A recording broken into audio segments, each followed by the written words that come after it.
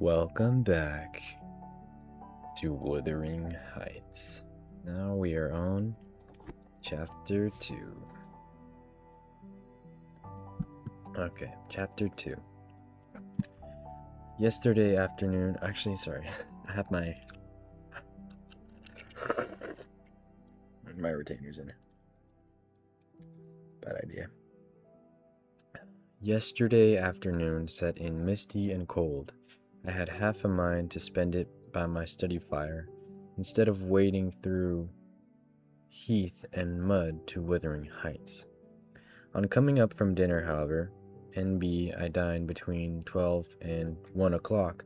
The housekeeper, a matronly lady taken as a fixture along with the house, could not or would not comprehend my request that I might be served at 5. On mounting the stairs with this lazy intention and stepping into the room, I saw a servant girl on her knees, surrounded by brushes and coal scuttles, and raising an infernal dust. Bro, I don't even have my glasses on, sorry. I'm so sorry.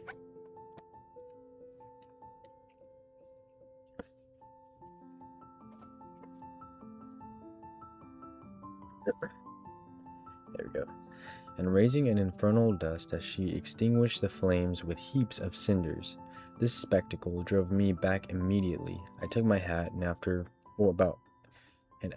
a 4 miles walk, arrived at Heathcliff's garden gate, just in time to escape the first feathery flakes of a snow shower. On that bleak hilltop, the earth was hard with a black frost, and the air made me shiver through every limb. Being unable to remove the chain, I jumped over, and running up the flagged causeway bordered with straggling gooseberry bushes, knocked vainly for admittance till my knuckles tingled and the dogs howled. "Wretched inmates," I ejaculated mentally. Sorry, don't clip that. "You deserve perpetual isolation from your species for your churlish inhospitality. At least I would not keep my doors barred in the daytime. I don't care. I will get it." So resolved, I grasped the latch and shook it vehemently. Vinegar-faced Joseph projected his head from a round window of the barn. "What are ye for?" he shouted. Meesters dan et full." Okay, I'm sorry. "Go round by the end lathe if ye want to spake to him." "Is there nobody inside to open the door?" I hollowed, responsively. "They's no buts, missus, and shall not open ye make your flaysome dins till night." "Why, cannot you tell her who I am, Joseph?" "Norn me, I'll hae no hand wit," muttered the head, vanishing. The snow began to drive thickly. I seized the handle to essay another trial, when a young man without a coat and shouldering a pitchfork appeared in the yard behind. He hailed me to follow him, and after marching through a wash house and a paved area containing a coal shed, pump, and pigeon cote, we at length arrived in the large, warm, cheerful apartment where I was formerly received. It glowed delightfully in the radiance of an immense fire, compounded of coal, peat, and wood, and near the table, laid for a plentiful evening meal, I was pleased to observe the missus, an individual whose existence I had never previously suspected. I bowed and waited, thinking she would bid me take a seat. She looked at me, leaned back in her chair, and remained motionless and mute. "Rough weather," I remarked. "I'm afraid, Miss Heathcliff, the door must bear the consequence of your servants' leisure attendance. I had hard work to make them hear me." She never opened her mouth. I stared. She stared also. At any rate, she kept her eyes on me in a cool, regardless manner, exceedingly embarrassing and disagreeable. "Sit down," said the young man gruffly. "He'll be in soon." I obeyed and hemmed, and called the villain Juno, who deigned at this second interview to move the extreme tip of her tail in token of owning my acquaintance. A beautiful animal, I commenced again. A beautiful animal, I commenced again. Do you intend parting with the little ones, madam? They are not mine, said the amiable hostess, more repellingly than Heathcliff himself could have replied. Ah, your favorites are among these, I continued, turning to an obscure cushion full of something like cats. A strange choice of favorites, she observed scornfully. Unluckily, it was a heap of dead rabbits. I hemmed once more and drew closer to the earth, repeating my comment on the wildness of the evening.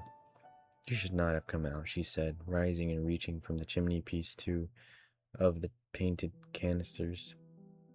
Her position before was sheltered from the light. Now I had a distinct view of her whole figure and countenance. She was slender, and apparently scarcely past girlhood, an admirable form, and the most exquisite little face that I have ever had the pleasure of beholding. Small features, very fair, flaxen ringlets, or rather golden, hanging loose on her delicate neck, and eyes, had they been agreeable in expression, they would have been irresistible. Fortunately for my susceptible heart, the only sentiment they evinced hovered between scorn and a kind of desperation, singularly unnatural to be detected there. The canisters were almost out of her reach. I made a motion to aid her. She turned upon me as a miser might turn if anyone attempted to assist him in counting his gold. I don't want your help, she snapped.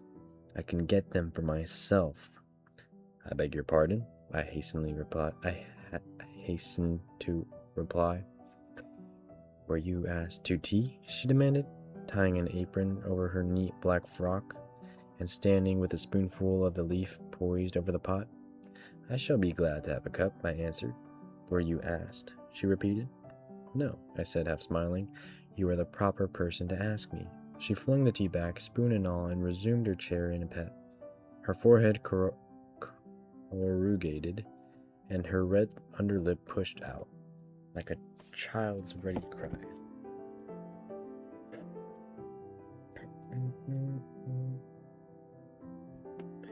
Meanwhile, the young man had slung onto his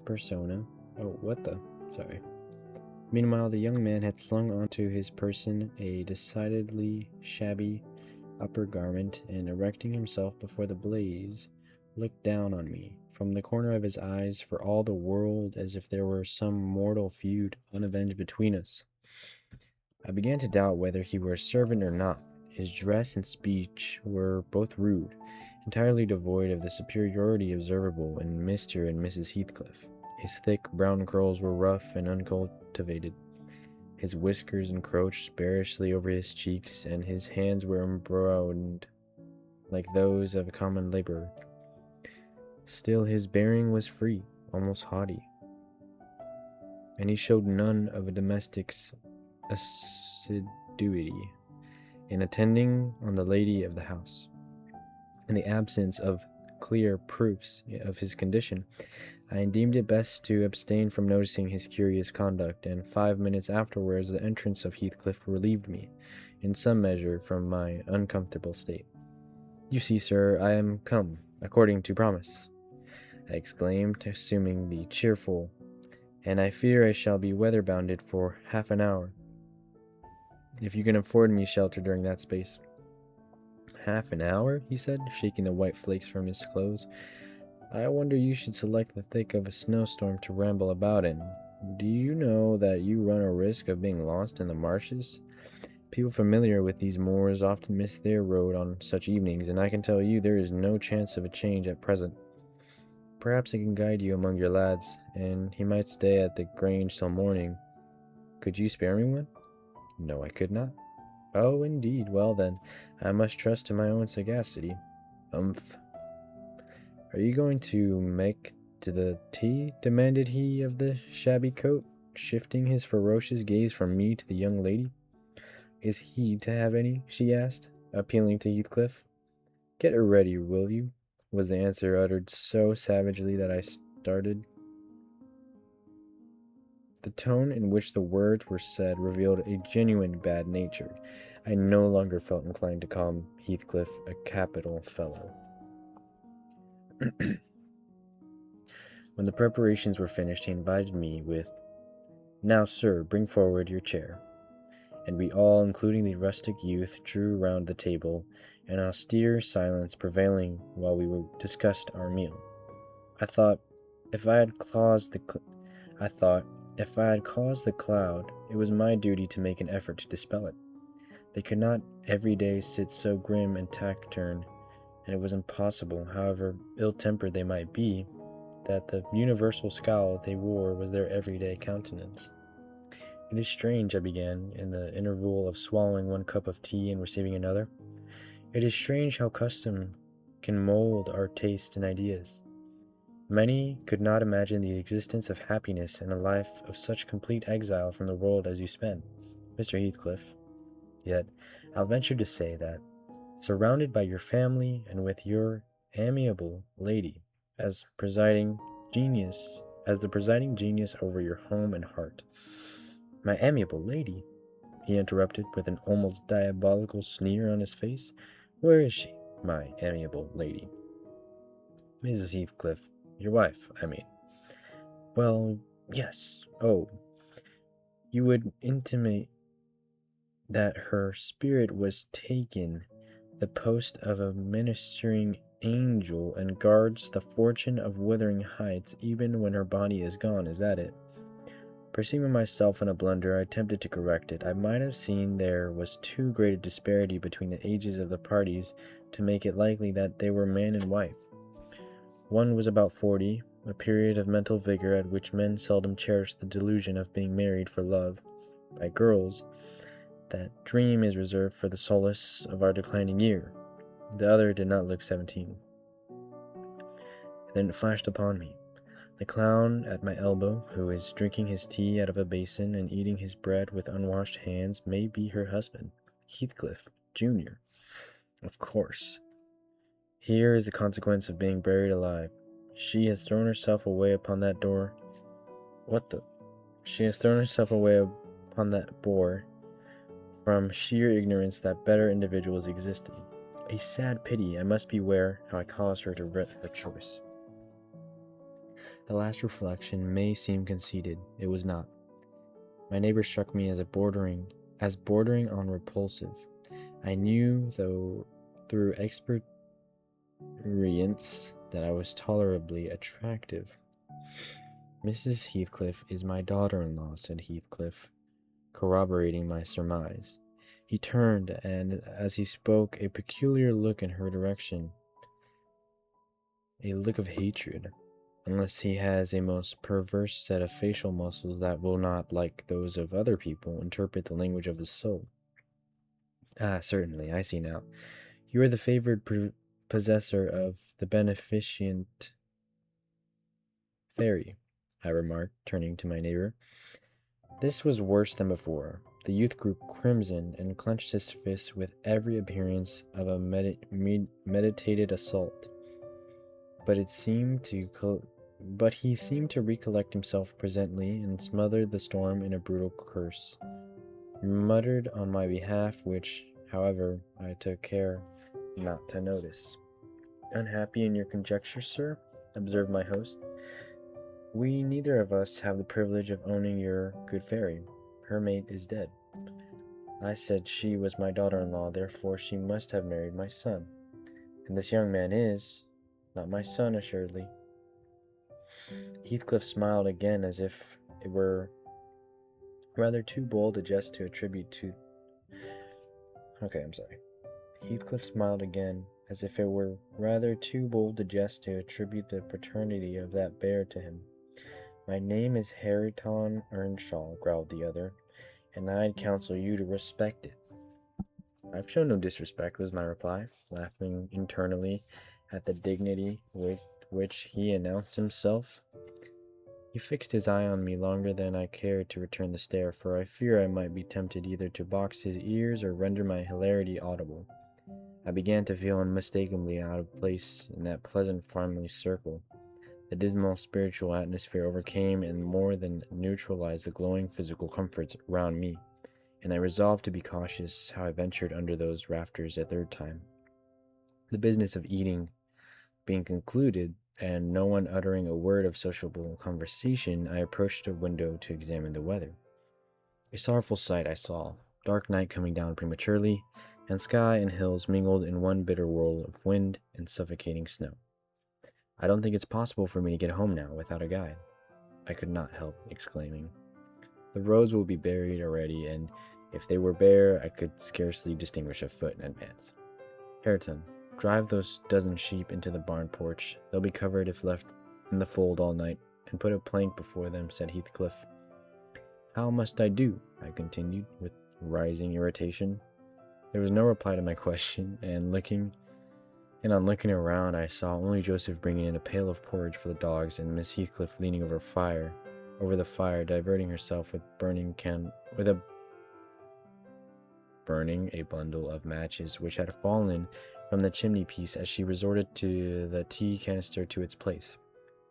The former, when he had deposited his burden, took a critical survey of the room and in cracked tones grated out, "I wonder how ya can fashion to stand there idleness on war when all on them's gone eye. But ya were not, and it's no use talking. Ya'll never mend your ill ways. But go right to Dillville like your mother afore ye." Ooh. I imagined for a moment that this piece of eloquence was addressed to me, and sufficiently enraged, stepped towards the aged rascal with an intention of kicking him out the door. Miss Heathcliff, however, checked me by her answer. "You scandalous old hypocrite," she replied, "are you not afraid of being carried away bodily whenever you mention the devil's name?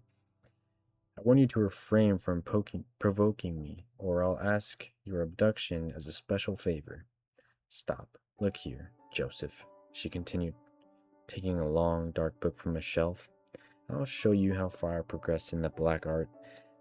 I shall soon be competent to make a clear house of it. The red cow didn't die by chance, and your rheumatism can hardly be reckoned among providential visitations. Oh, wicked, wicked," gasped the elder. "May the Lord deliver us from evil." "No, reprobate. You are cast away. Be off, or I'll hurt you seriously.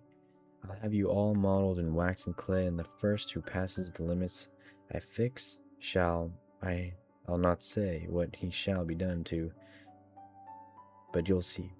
Go, I'm looking at you." The little witch put a mock malignity into her beautiful eyes, and Joseph, trembling with sincere horror, hurried out praying and ejaculating, "Wicked," as he went. I thought her conduct must be prompted by a species of dreary fun, and now that we were alone, I endeavored to interest her in my distress. "Miss Heathcliff," I said earnestly, "you must excuse me for troubling you. I presume because, with that face, I'm sure you cannot help being good-hearted. Do point out some landmarks by which I may know my way home. I have no more idea how to get there than you would have how to get to London." "Take the road you came," she answered, ensconcing herself in a chair with a candle and a long book before her. "It is brief advice, but as sound as I can give. Then, if you hear me being discovered dead in a bog or in a pit full of snow, your conscience will whisper that it is partly your fault." "How so? I cannot escort you. They wouldn't let me go to the end of the garden wall." "You! I should be sorry to ask you to cross the threshold for my convenience on such a night," I cried. "I want you to tell me my way, not show it." No, I'm sorry, I gotta read that. "I want you to tell me my way, not show it, or else to persuade Mr. Heathcliff to give me a guide." "Who?" "There is himself, Earnshaw, Zillah, Joseph, and I. Which would you have? There Are there no boys at the farm? No, those are all. Then it follows that I am compelled to stay. That you may settle with your host. I have nothing to do with it. I hope it will be a lesson to you to make no more rash journeys on these hills, cried Heathcliff's stern voice from the kitchen's entrance. As staying here, I don't keep accommodations for visitors. You must share a bed with Hareton or Joseph, if you do. I can sleep on a chair in this room, I replied. No, no, a stranger is a stranger. Be he rich or poor, it will not suit me to permit anyone the range of the place while I am off guard, said that unmannerly wretch. With this insult, my patience was at an end. I uttered an expression of disgust and pushed past him into the yard, running against Earnshaw in my haste. It was so dark I could not see the means of exit, and as I wandered around, I heard another specimen of their civil behavior amongst each other. At first, the young man appeared about to befriend me. I'll go with him as far as the park, he said. You'll go with him to hell, exclaimed his master, or whatever relation he bore. And who is to look after the horses, eh? A man's life is of more consequence than one evening's neglect of the horses. Somebody must go, murmured Miss Heathcliff, more kindly than I expected. Not at your command, retorted Hareton. If you set store on him, you'd better be quiet. Then I hope his ghost will haunt you, and I hope Mr. Heathcliff will never get another tenant, till the Grange is ruined, she answered sharply. Hearken, hearken, shoes cursing on him, muttered Joseph, towards whom I had been steering. He sat within earshot, milking the cows by the aid of the lantern, which I seized unceremoniously, and calling out that I would send it back on the morrow, rushed to the nearest postern. Maester, he's stalling to lantern, shouted the ancient, pursuing my retreat. Hey, Nasher, hey, dog, hey, wolf, hold him. Oh. On opening the little door, two hairy monsters flew at my throat, bearing me down and extinguishing the light, while a mingled guffaw from Heathcliff and Hareton put the copestone on my rage and indignation. Fortunately, the beasts seemed more bent on stretching their paws and yawning and flourishing their tails than devouring me alive. But they would suffer no resurrection, and I was forced to lie till their malignant masters pleased to deliver me. Then, hatless and trembling with wrath, I ordered the miscreants to let me out, on their peril to keep me 1 minute longer, with several incoherent threats of retaliation that, in their indefinite depth of virulency, smacked of King Lear. The vehemence of my agitation brought on a copious bleeding at the nose, and still Heathcliff laughed, and still I scolded. I don't know what would have concluded the scene had there not been one person at hand rather more rational than myself, and more benevolent than my entertainer. This was Zillah, the stout housewife, who at length issued forth to inquire into the nature of the uproar. She thought that some of them had been laying violent hands on me, and not daring to attack her master, she turned her vocal artillery against the younger scoundrel. Well, Mr. Earnshaw, she cried, I wonder what you'll have again next. Are we going to murder folk on our very door stones? I see this house will never do for me. Look at that poor lad. He's fair choking. Wisht. You mustn't go on, so come in, and I'll cure that. There now, hold ye still. With these words, she suddenly splashed a pint of icy water down my neck and pulled me into the kitchen. Mr. Heathcliff followed, his accidental merriment expiring quickly in his habitual moroseness.